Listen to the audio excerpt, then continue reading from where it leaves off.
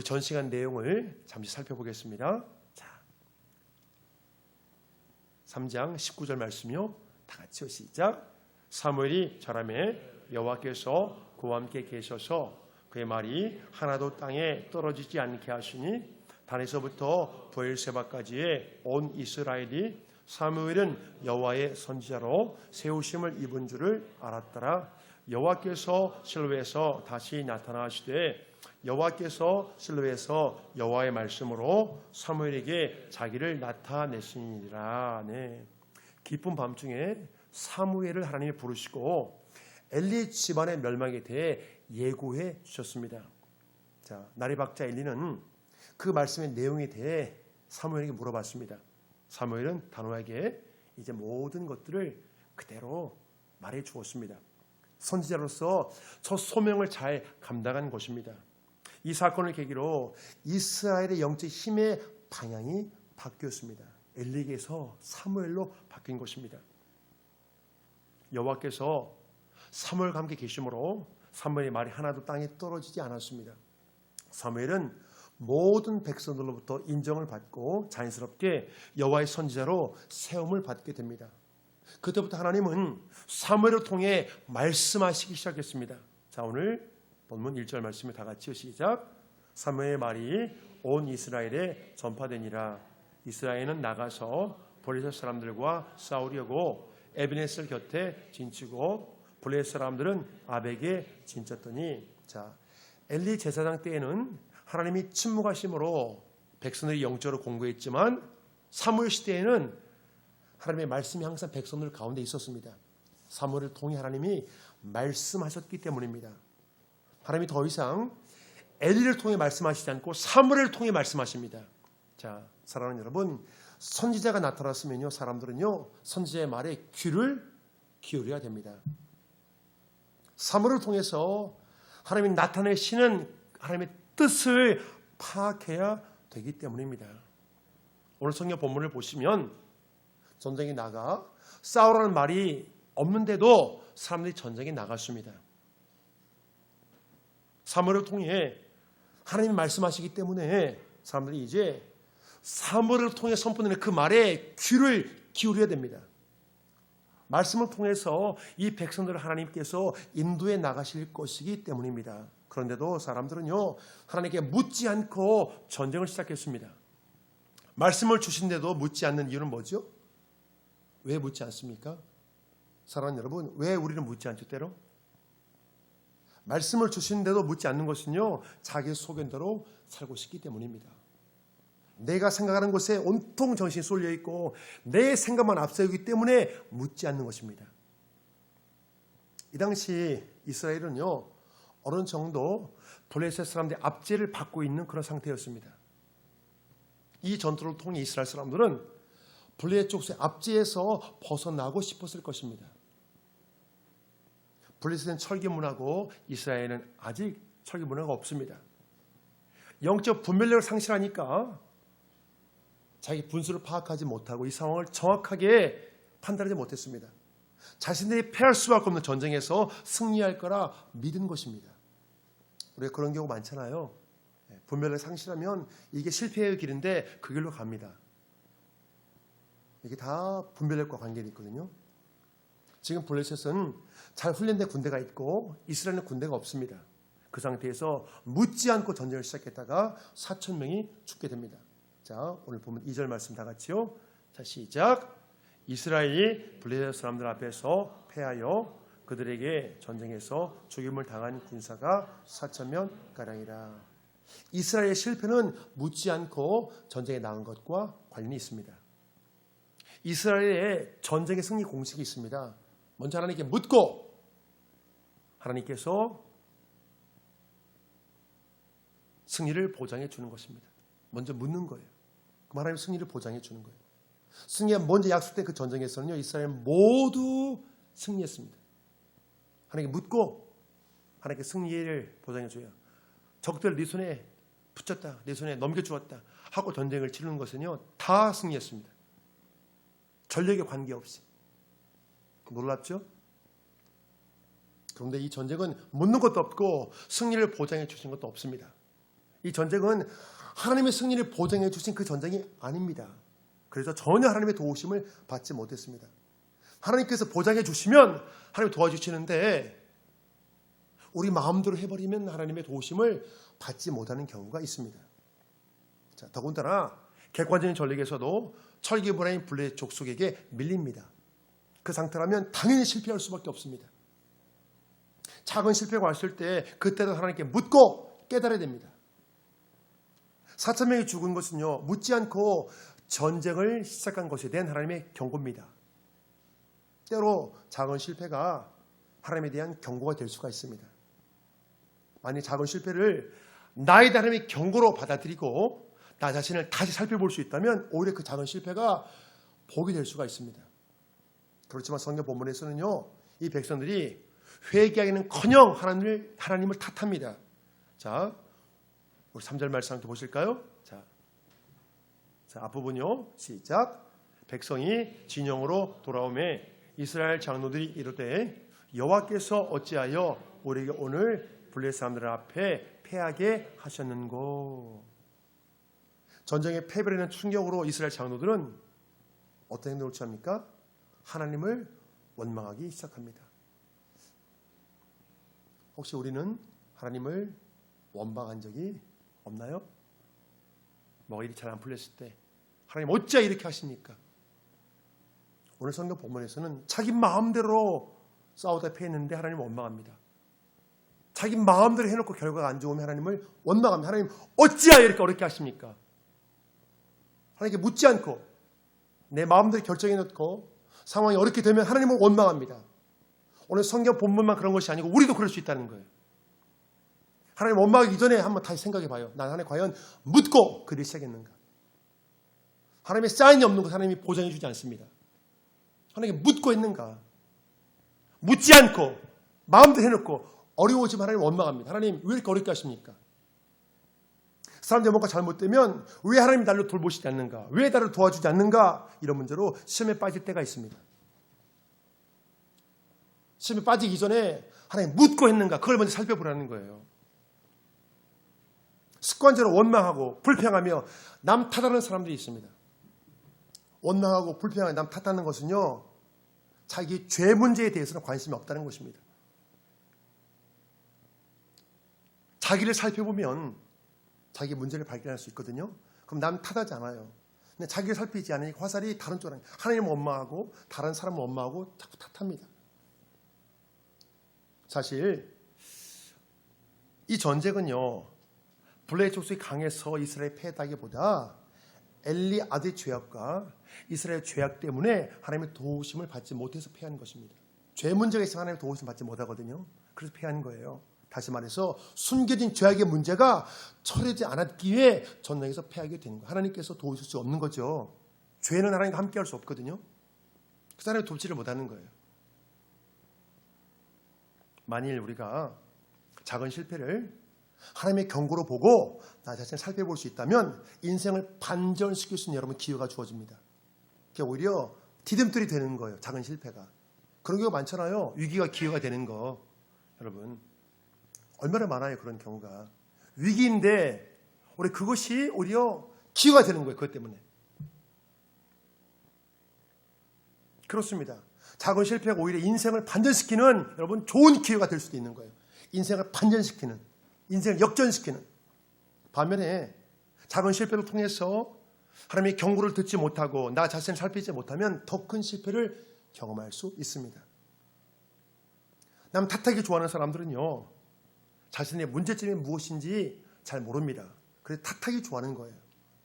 우리가 큰 실패를 미리 피하려면 작은 실패를 통해서 나에게 하나님이 말씀하시는 것을 잘 살펴야 돼요. 그래서 그 부분을 잘 처리해야 큰 실패를 피할 수 있습니다. 작은 실패를 통해 큰 실패가 예방이 되는 거예요. 우리 그런 거 있잖아요. 차가 앞에 그 불이 나갔어요. 헤드라이트. 그래서 카세트를 갔는데 정거해 보니까 엔진에 문제가 있네. 여러분 그런 경우 있잖아요.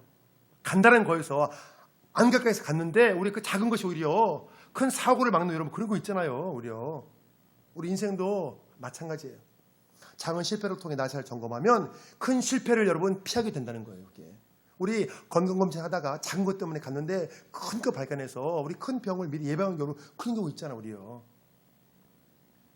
블레셋과의 첫 번째 전투에 패한 이스라엘은 패배의 원인에 대해 고민 끝에 정말 엉뚱한 방향으로 결론을 내렸습니다.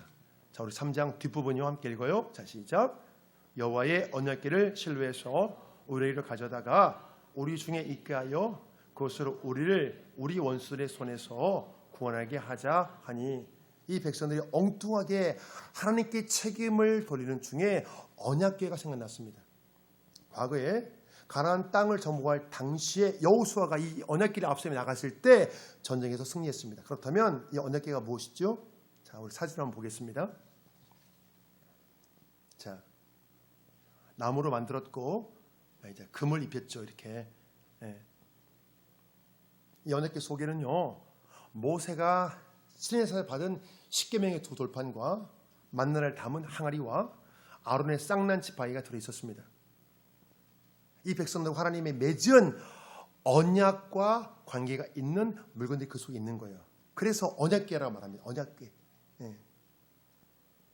출애굽 이후 광야에서 이 언약궤가 움직일 때는요, 하나님께서 움직이시고 이 궤가 멈출 때는 하나님께서 쉬시는 것으로 백성들이 간주했습니다. 하나님이 보이지 않으니까 언약궤를 통해서, 하나님은 어디나 다 계시지만 언약궤를 통해서 사람들이 눈으로 하나님을 확인하는 거예요.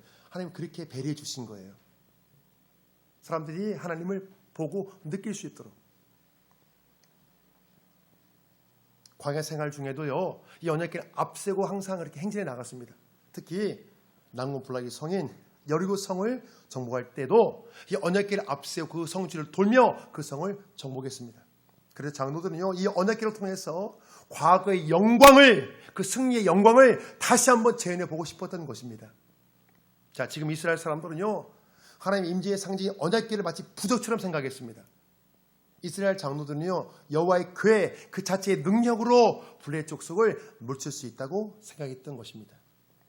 이 모습이 문제가 되는 것은요, 이 사람들이 하나님을 의지하는 것이 아니라 단지 하나님의 인지의 상징인 언약궤를 의지했기 때문입니다.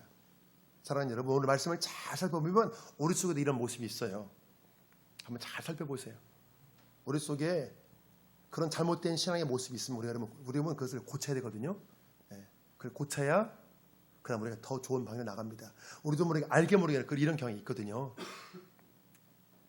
지금 이 모습은 마치 이방인들이 우상을 섬기는 모습과 같습니다. 자신의 목표를 성취한 수단으로 언약궤를 생각했습니다. 우상은 여러분, 내 목표를 성취하기 위해서, 내 목적을 성취하기 위한 수단으로 삼거든요. 모든 우상은 다 그래요, 여러분. 비나이다. 뭘 빌죠? 우리 가족 잘 되게 해주시고, 건강 주시고, 돈 잘 벌게 해주시고, 우리 사고 안 나게 해주시고, 무조건 다 복이에요. 우상이 비는 건 다 그거거든요. 다른 거 없습니다. 세계 평화를 위해 빌지 않아요.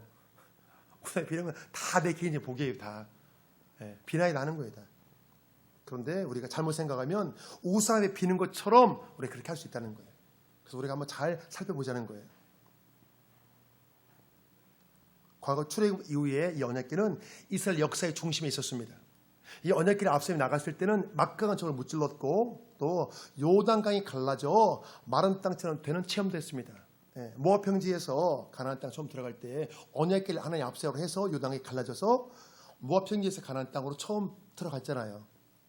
그때 언약궤를 앞세워 봤거든요. 기적이 일어났죠. 그때 과거 이스라엘 백성들은 이 언약궤 자체로 축복을 받고 기적을 체험한 것이 아니라 하나님의 임재로 인해 여러분 축복을 받은 거예요. 그런데요, 당시 기복적인 신앙관을 가졌던 이스라엘 장로들이 이 점을 간과했습니다. 기복적인 신앙관, 여러분 이게 문제예요. 기복신앙이라는 문제. 항상 사랑하는 여러분, 우리 하나님께 복을 구할 수 있습니다. 여러분 복 구하세요. 인류간 것도 구하고 복 구하세요. 그런데 오로지 복을 구하는 게 우리 신앙의 목적이 되면 안 된다는 거예요. 그게 바로 뭐냐? 기복신앙이에요. 기복신앙. 우상과 성의가 똑같은 거예요. 그러면 대상만 바뀐 거예요. 그게 잘못됐다는 거예요. 하나님을 내가 복을 받게 수단으로 여기는 게 아니라 이게 잘못됐다는 거예요. 그럼 여러분 우상 숭배 똑같거든요. 그러면 지금 이스라엘 장로들이 그렇게 하고 있다는 거예요. 이 언약궤는요 함부로 옮길 수가 없습니다. 이스라엘 전체 공동체가 움직이지 않는 한 움직일 수 없어요. 사람을 목적을 위해 마음대로 움직이지 말라는 거예요. 너희들 개인적인 목적을 위해 언약궤를 수단 삼지 말라는 거예요. 지금 이스라엘 사람들은요, 언약궤만 가져가면 승리할 거라 생각했습니다. 이것은 완전히 착각이에요. 사실 이 모든 것은요, 하나님과 바른 관계 속에서 가능합니다. 하나님과 바른 관계 속에서. 나와 하나님과 바른 관계 속에서 하나님의 능력이 여러분 임합니다. 바른 관계 속에서. 바른 관계를 생각하지 않고 하나님의 능력만 이용하겠다는 것은요, 완전히 잘못된 생각이에요.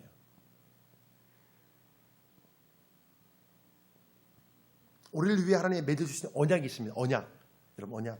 자, 레위기 26장 12절 다 같이 시작. 나는 너희 중에 행하여 너희 하나님이 되고 너희는 내 백성이 될 것이니라. 너희들이 나를 인생의 왕으로 모시고 너희들이 주인으로 모시면 너희들 내가 보호해주고 책임져주고 인도해준다는 거예요. 이 소에는 모든 건 다 포함됩니다. 먹고 사는 거 책임져주고 안전 책임져주고 하나님 죽을 때까지 인도해주겠다는 거예요. 여러분 이게 너무나 굉장한 약속 아니에요? 요즘 젊은 청년들이 먹고 사는 문제 얼마나 염려해요. 근데 하나님만 잘 믿으면 다 책임져 주겠다는 거예요. 하나님만 잘 믿으면. 젊은이들 얼마나 먹고 사는 문제 염려해요. 요새 젊은이들 취업 때문에요. 대학교 다닐 때부터 취직을 걱정합니다. 먹고 사는 문제 애들이 이게 근데요. 하나님께 다 책임져 주겠대요. 하나님만 잘 섬기면. 하나님만 잘 섬기면.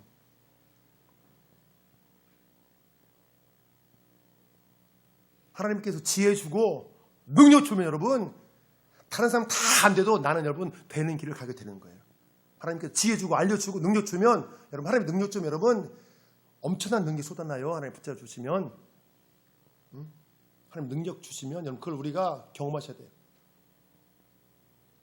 여러분 정말 경험하셔야 돼요. 그런 부분들을. 그래서 너희들이 나를 인생의 주인을 모시고 왕으로 모시면 내가 모든 걸 다 책임져 인도해 주겠다는 거예요. 바로 이것을 하나님께 약속해 주셨습니다. 이 약속이 바로 뭐냐 여러분 언약이 언약. 그래서 내가 내 힘으로 인생을 살며 열심히 걸어가야 될 것을 하나님께서 인도해 주시면 차 타고 쑥 가는 것처럼 하나님 인도가 너무나 쉬운 거예요. 물론 수고를 하죠. 애는 쓰죠. 하지만 길이 열리는 거예요. 하나님 인도해 주시면. 그렇지만 지금 이스라엘 장로들의 머리에는 여러분 하나님이 계시지 않아요. 하나님이 없습니다. 자, 오늘 3절 말씀 다시 한번 읽어볼까요? 자, 3절 뒷부분 시작. 여호와의 언약궤를 실로에서 우리에게로 가져다가 우리 중에 있게 하여 그것을 우리를 원수들의 손에서 구원하게 하자 하니 이 말씀을 보시면 모든 것이 우리라는 말로 표현되는 자기 중심적인 사고가 있습니다. 우리.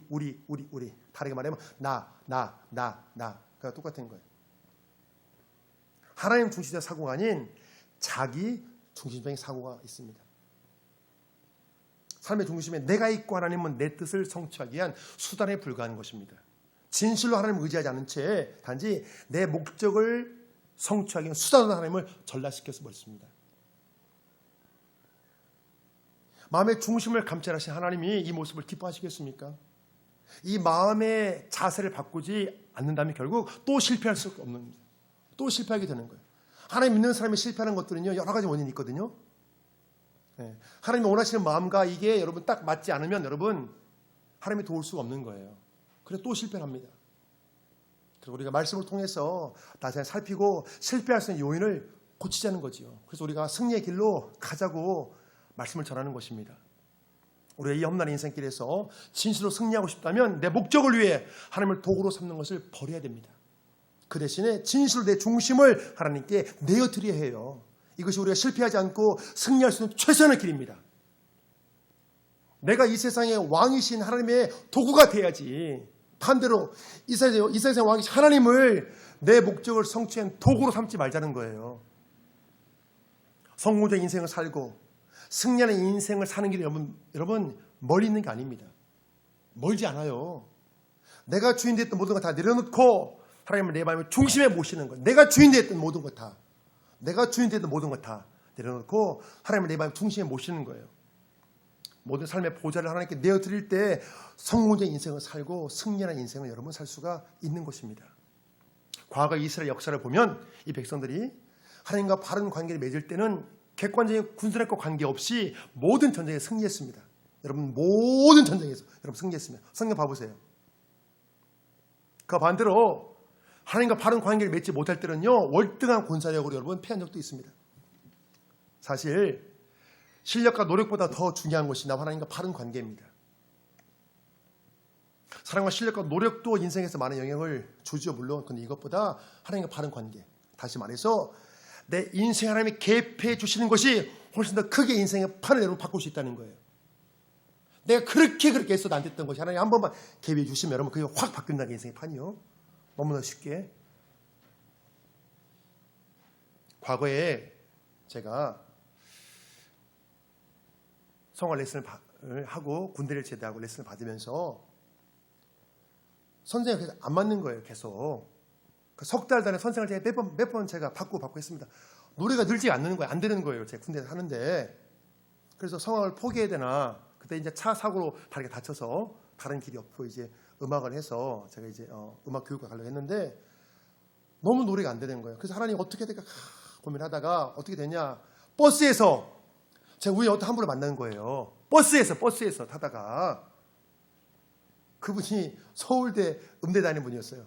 그분을 만나가지고 제가 대학을 들어갔죠. 레슨 받아가지고 그분 만나지 못했으면 저 대학 못 갔을 거예요 아마. 선생이 몇 번 받겠다는 게 그렇게 아주 안 되는 거예요. 걔도 좋은 사람을 만나지 못해서. 근데 하나님께서 좋은 사람 딱 붙여주니까 열리다 길이요. 제 노력으로 할 수 있으면 제 노력을 못하는 거예요. 하나님이 그 사람 만나게 해주시니까 제 진로 문제가 풀리더라고요. 하나님 인도하시면 그와 같습니다. 내가 도저히 노력을 못할 하나님 한번 개입해 주시면 여러분 그냥 인생의 판이 딱 바뀌는 거예요. 하나님의 역사는 그렇습니다. 내가 어떤 병 문제를 끙끙 알았어요. 몰라가지고. 근데 하나님께 어떤 사람 딱 만나해 주셨어요. 딱. 그 사람 보니까 그 정보 딱 들어가지고 내 문제 해결된 거예요. 여러분 그런 경우도 있잖아요. 저도 그런 경험이 있거든요. 난 몰라서 헤맸는데 그러면 어떤 사람이 딱 어떻게 해서 하니까 그 어려운 문제가 딱 풀리는 거예요. 그 병원 문제가. 그 정보 하나가. 하나님이 개입해 주신 거죠. 우리 인생 가운데. 그 무엇도 손쓸 수 없는 불가항력 상황이 다 한 번 하나님의 개입으로 완전히 여러분 뒤집혀 버린다는 것입니다. 바로 그때 정말 그렇게 힘들 때 그 문제가 너무 쉽게 풀립니다. 너무 쉽게 풀리는 거예요. 설령 맨주먹일지 하나님이 도우시면 다시 재기할 수 있고 다시 일어설 수 있다는 것입니다. 여러분 이런 간증이 얼마나 많은지 몰라요. 모든 건 다 잃고 아무것도 없는데 하나님이 도우셔가지고 맨주먹으로 다시 재기한 사람들이 여러분 이런 간증이 얼마나 많은 거 몰라요. 하나님이 지혜 주고 능력 주고 하는 길을 열어주고 사람을 붙이고 하나님께서요. 그러면 그냥 열려지는 거예요. 길이. 내 하나님을 믿는다고 고백하면서도 때로 뭔가 잘 풀리지 않고 실패하게 되었을 때 그 원인을 외부적인 요인에서 찾으려는 사람들이 있습니다. 뭔가를 탓하고 변명하고 원망하고 불평합니다. 사랑하는 여러분 분명히 기억하십시오. 우리의 성공과 실패의 모든 문제는 하나님과의 바른 관계에 달려 있습니다. 나와 하나님과 관계를 개선하지 않고 인생의 반전을 기대하면 또다시 좌절을 경험할 수밖에 없습니다. 여러분 가장 중요한 게 나는 관계예요. 그 관계를 개선하지 않고 나는 알거든요. 나 자신 알아요. 자기는 알아요. 그 문제를. 나와 하나님의 관계 때 자기는 압니다. 본인 알거든요. 그걸 개선하지 않고 인생의 반전을 기대하면 여러분 또다시 실패를 경험할 수 있습니다. 우리 인생이 너무나 짧잖아요. 10년 금방 가거든요. 하나님과 바른 관계를 유지하고 인생을 반전시키면 새로운 삶을 살 텐데 계속 그 밑에서 이 여기를 올라가지 못하는 거 계속 여기 밑에서 계속 허덕여요. 이게 하나님과 관계를 새롭게 하셔야 돼요.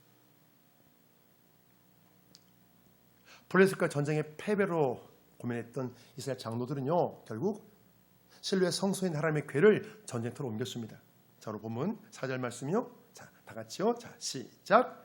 이에 백성이 실로의 사람을 보내어 그룹 사이에 계신 만군의 여호와의 언약궤를 거기서 가져왔고 엘리의 두 아들 홈리와 비느하스는 하나님의 언약궤와 함께 거기에 있었더라. 자, 이 사람들이 전쟁터에 언약궤를 가지고 온 것이 신앙적으로 보일 수도 있지만요, 이것은 완전히 불신앙입니다. 이 사람들 하나님을 의지하는 것으로 보이지만 그 속마음은 전혀 하나님을 의지하지 않습니다.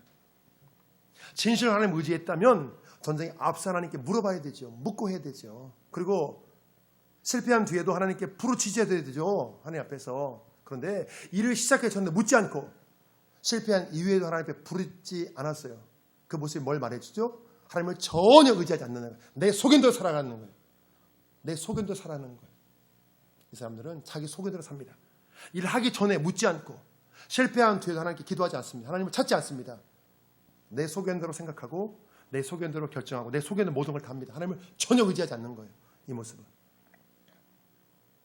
다만 전쟁에서 패하자 하나님을 이용하여 전쟁에서 승리할 목적으로 언약궤를 가지고 출전했던 것입니다.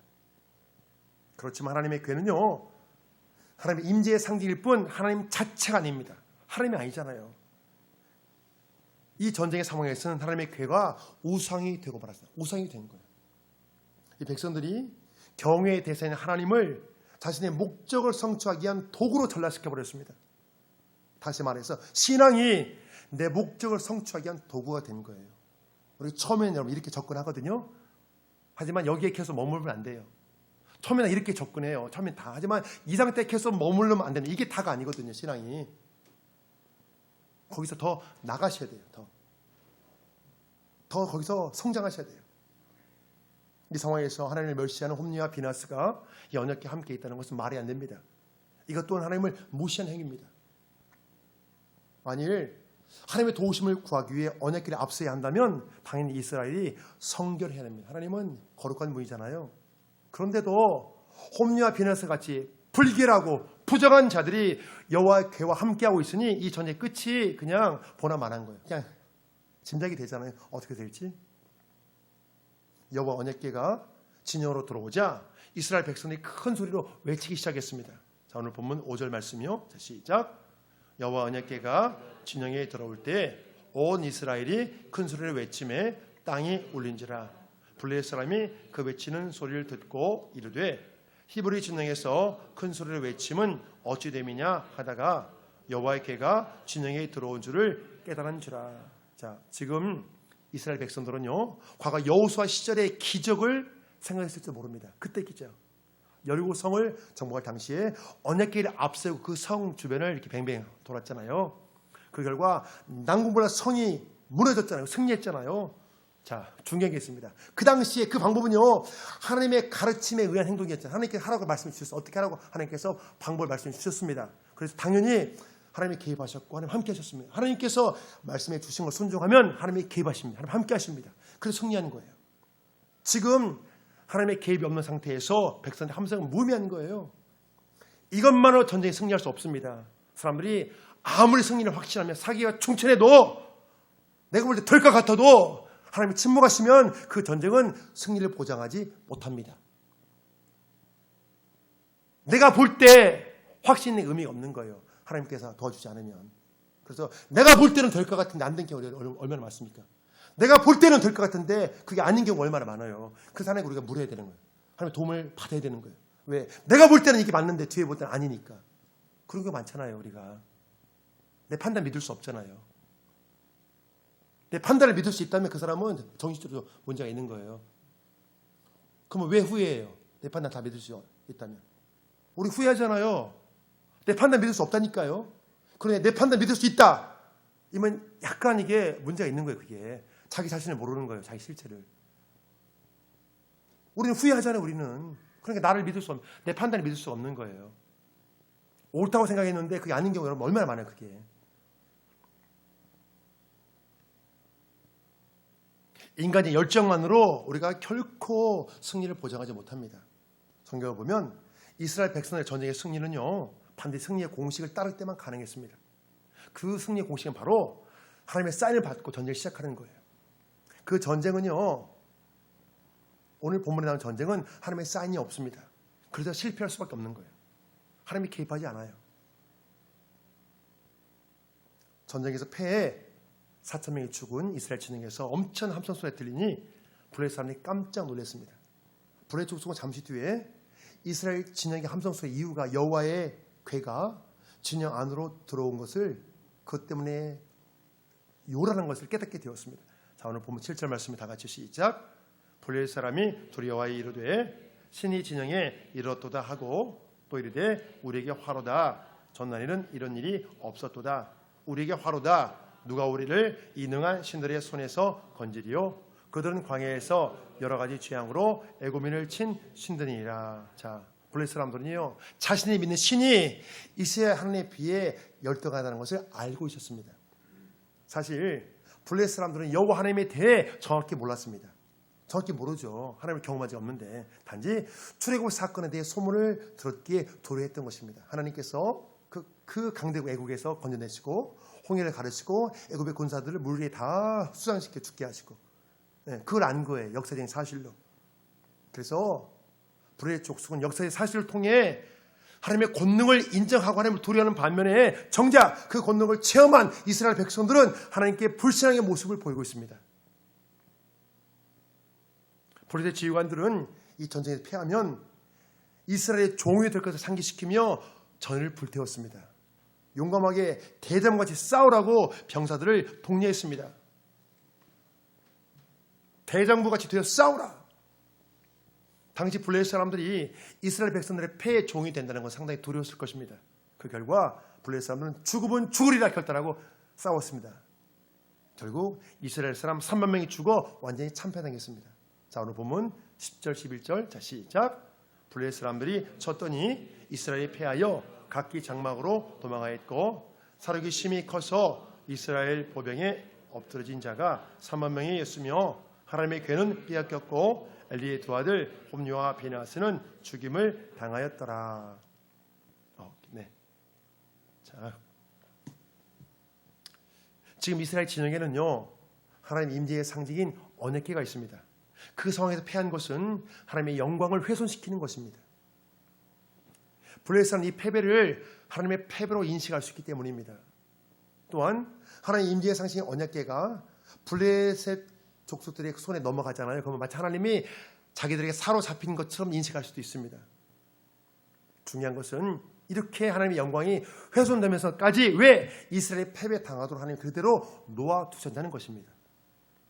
사실 이 상황은 이스라엘의 잘못된 신앙을 고치고 바로잡기 위해 전능하신 하나님의 이름이 훼손되는 것을 감수하신 것입니다. 때로 하나님께서 교회의 잘못된 부분을 고치기 위해 교회의 어떤 것들이 망신당하고 그런 데 있잖아요. 교회 잘못된 고치기 위해. 네. 그래서 하나님께서 그런 경우 그렇게 허락하시는 거예요. 잘못된 것도 고치기 위해. 그래서 망신당할 때 있잖아요. 교회가.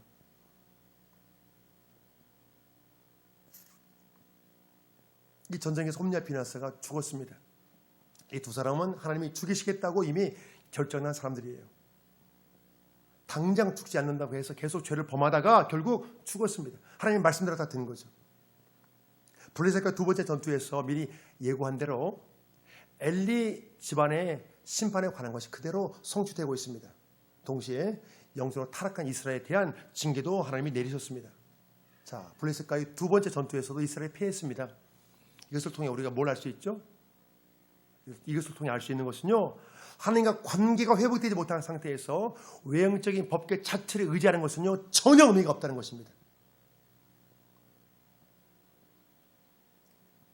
그래서 진짜 중요한 것이 무엇인지 알려주기 위해 실패하도록 놓아둔 거예요. 진짜 중요한 것은요 하나님 자체입니다.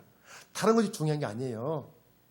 네, 우리가 하나님 앞에 기복적으로 뭔가 구하는 게 중요한 것이 아니라 하나님과 바른 관계가 여러분 중요하다는 거예요.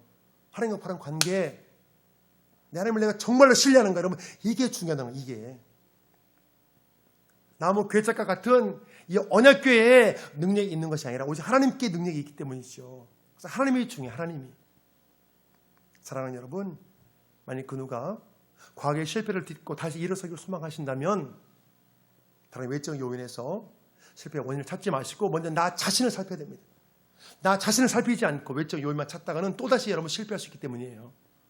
더 이상 실패를 반복하고 싶지 않다면 조용히 하나님 엎드려 물어보십시오. 한번 물어보세요. 하나님, 실패의 원인이 무엇이죠? 왜 실패했죠?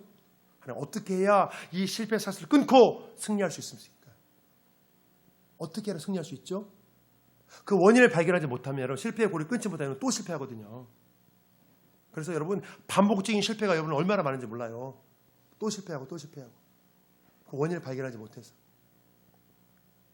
하나님께 물으세요. 물어야죠. 하나님 왜 실패했죠? 여러분 반드시 물어보셔야 돼요. 반드시 물어보셔야 돼요. 어떤 일이 막히고 일이 풀리지 않고 실패가 오면 하나님 왜 이렇게 됐죠? 반드시 물어보셔야 돼요. 그래서 그 문제에 대해서 하나님께 알려주시면 그 다음에 회개하고 죄의 사실이 끊어질 때 비로소 여러분 실패의 악선이 여러분 끊어지게 됩니다. 우리는 자기 죄를 보기가 두려워서 하나님께 묻지 않죠. 그렇지만 여러분 신앙의 용기를 가지고 물으셔야 돼요. 보셔야 돼요. 살펴야 돼요. 그 사람이 회개하고 그 죄의 사실이 끊어져야 여러분 그 문제가 풀리거든요. 그 위에 비로소 실패를 극복하고 이러면 승리하는 인생이 우리가 그런 인생을 살 수 있는 것입니다.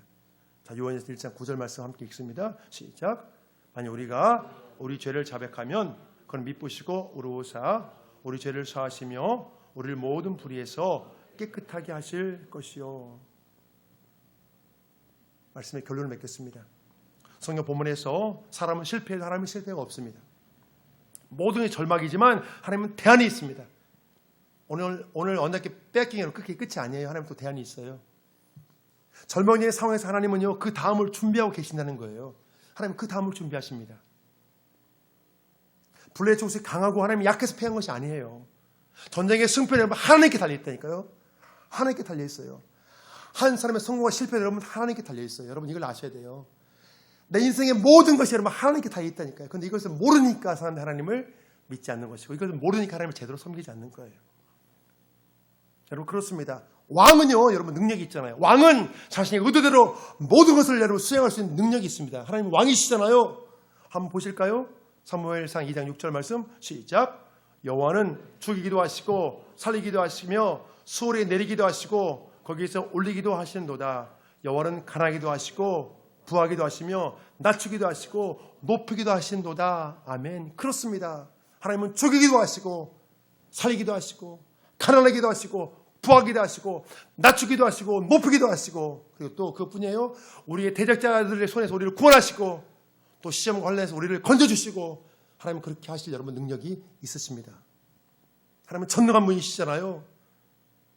사랑하는 여러분 중요한 것은요 나의 왕이 내가 아니고 나의 왕이 하나님이라는 이 사실이 나에게 여러분 실제가 되는 게 중요해요. 나에게 실제가 되는 거. 하나님 왕이시나 우리가 얼마나 고백하고 여러분 제가 얼마나 많이 선포합니까? 근데 이게 나에게 실제가 되는 게 중요하잖아요. 현수야 나 실제가 되는 게 중요해. 하나님 나의 왕이시다는 게 이게 실제가 되는 게. 그래서 너의 일생이 우리 현수의 일생에 하나님께 인도받는 게 중요해. 내 일생에 하나님께 맡겨주는 게 중요해. 여러분 그렇습니다. 중요한 것은요 내 스스로 내 인생을 왕이신 하나님께 맡길 수 있는가 여러분 이게 중요해요. 이 문제인 거예요. 이게 언약은요 서로 간에 쌍방해야 되잖아요. 하나님께서 이미 선포하셨습니다. 너희는 내 백성이요 나는 너희의 하나님이다. 너희가 나를 주인으로 모시고 나를 왕으로 모시면 너희들 내가 모든 거 다 책임져 주겠다. 근데 중요한 것은 언약은 쌍방 관계잖아요. 근데 우리가 하나님을 그렇게 믿고 하나님 그렇습니다. 하나님 나의 왕이십니다. 하나님 내 인생을 맡깁니다. 이렇게 해야 그 언약이 맺어지거든요. 그렇잖아요. 근데 이게 안 돼서 우리가 어려움 당한다니까. 이게 안 돼서. 이게 안 되는 거예요. 이게. 언약은 쌍방 관계잖아요. 내 인생의 통치자가 내 인생의 주인이 하나님이 되셔야 성경의 약속한 그 복을 여러분 우리가 누릴 수 있다는 것입니다. 성경에 많은 복이 약속되어 있잖아요. 우리가 도저히 빠져나올 수 없는 깊은 엉덩이와 수렁에 빠졌을지라도 비참한 우리 상황을 예비된 여러분 해결책이 있다는 거예요. 해결책이 있습니다. 여러분 살 길이 있습니다. 이것을 잘 기억하시고 하나님께 여러분 도움을 구하십시오. 저도 여러분 부끄러운 고백이지만 저도 끝났다고 생각이 많았거든요. 과거에 내 인생 끝났다. 정말 저 그런 적 많았어요. 여러분 정말 그런 적. 여러분 재수 3수만 해도 인생 끝난 것 같은데 저는 육수 했으니 말 다 하지 않았어요. 여러분 육수 했으니 정말 이제 끝났다고 생각이 정말 많았거든요. 근데 그게 끝이 아니더라고요. 하나님 저를 또 건져주시더라고요. 여러분 제가 여러분 백수로 4년을 보냈습니다. 30대 초반에. 인생 끝난 것 같더라고요. 난 아무것도 못할 것 같더라고요. 그래도 그게 끝이 아니더라고요. 40대 중반에도 여러분 1년 제가 백수로 보냈습니다. 정말 끝난 것 같더라고요. 난 이제 아무것도 못할 것 같더라고요. 그래도 그게 끝이 아니더라고요. 하나님께서 아무것도 없는 상태 하나님께서 교회 개척하게 하시고 여기까지 하나님께서 인도해 주셨잖아요. 여러분. 그게 끝이 아닙니다. 내가 하나님을 왕으로 모시고 내가 하나님을 주인으로 모시면 여러분 하나님께서 우리의 모든 것들을 책임져 주시고 인도해 주십니다. 이게 바로 하나님을 주인으로 모신 자의 특권이에요. 특권. 그렇습니다. 이것이 바로 하나님의 자녀의 특권입니다. 이 특권을 삶의 현장에서 우리가 실제로 누리며 사시길 주의 이름으로 축원합니다. 아멘.